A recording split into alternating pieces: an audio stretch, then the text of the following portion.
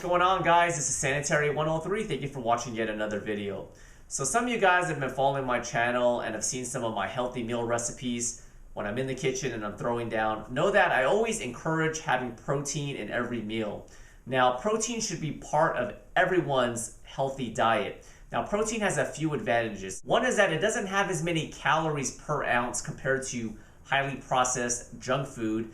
And also it helps you stay fuller for a longer period of time. The second advantage of having lean protein in your diet is that it's the building blocks of muscle, and when you have more lean muscle, and I'm not just talking about men, I'm talking about the females, more lean mass on your body means that your body requires more energy to sustain that lean muscle, which basically means you burn more calories at rest. It helps increase your basal metabolic rate, aka your BMR, and you end up turning into a fat burning machine. However, I've seen on various message boards, and some people have even asked me, is it okay to have just eggs or whey protein? What about beef? What about chicken? What about fish? What about all this? Is one more superior than the other?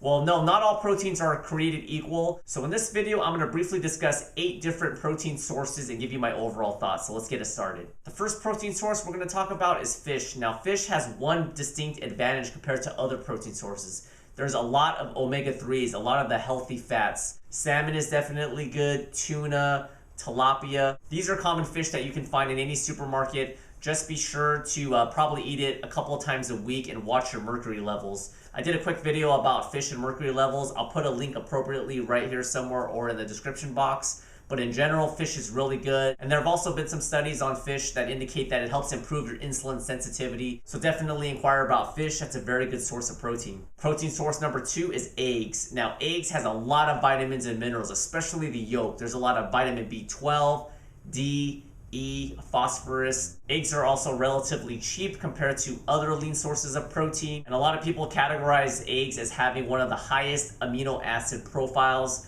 In layman's terms, that basically just means when you ingest an egg, your body absorbs most of it. So definitely when you go down the aisle in the supermarket and you see those eggs, make sure you grab them. The next protein source that we're going to discuss is protein powder. There's a few advantages of protein powder. For one, definitely it's a convenience thing. Who wants to wake up in the early morning and have a chicken breast? If you're on the go and you're pressed for time, boom, you slam down a shake and it's good to go. Another factor that distinguishes whey protein from different sources of protein is that it's very fast acting. It gets into your system and into your muscles when you need it the most. And it also contains your essential BCAAs, your branched chain amino acids, which is the leucine, the isoleucine, and the valine. And next we have chicken. This is my go-to protein source. Everyone's gonna have their own preference, but chicken is very versatile.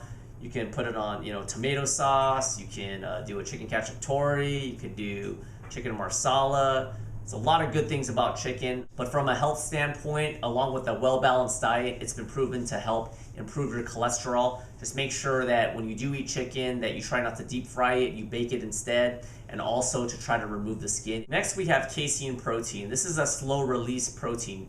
Think of casein protein as like the opposite of whey protein, which is fast-acting. And a lot of people take casein protein typically in the nighttime. And one big advantage of that is that because it's a slow release, that's what you want when you go to bed. Because when you go to bed, most people go to bed, for like 6 to 8 hours, and you want a steady stream of protein in your system. But by having casein protein, it's a slow release, and you're gonna be less catabolic. And by the morning time, when you have your next meal, you're gonna be good to go. The next protein is good old beef. This is the man's protein, I guess you could say. But the one thing you gotta worry about with beef is that it does contain a lot of fat, but it does contain a lot of iron, a lot of zinc, and other good minerals. Now, a good way to remember what types of beef that you wanna steer more towards is that the beefs that begin with the beginning of the alphabet, such as your ground beef as in B, your chuck, are the beefs that basically have more fat. And the types of beefs that are at the end of the alphabet, such as your round steak, your sirloin as R and S, those ones are typically less fat. So if you stick with the round sirloin and the steak a few times a week, you're gonna be good. And along with chicken, it's been also proven in a well-balanced diet, it helps improve your cholesterol. The next protein source we have is milk. Now, assuming you're getting your vitamin B6 and your B12, it's been also proven to be really good for your bones. And with milk, approximately 75% of it is casein protein and 25% of it's whey protein. So you're getting a nice combination of slow digesting for the most part and some fast acting.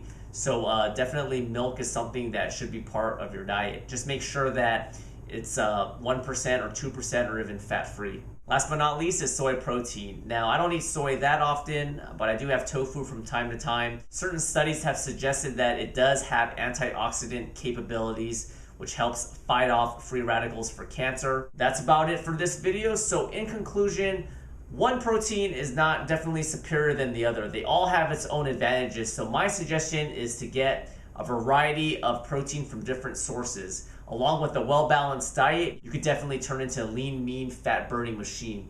Thanks once again for watching this video. Be sure to subscribe to my channel and comment down below if not already, and I'll see you guys next time. Bye. So right here in my hand, I just went to the store and I have some chicken teriyaki sauce. Now, if you're pressed for time, a lot of people will just pour this on the chicken and call it a day. But for this video, we're not going to be using this at all. We're going to be making our own teriyaki.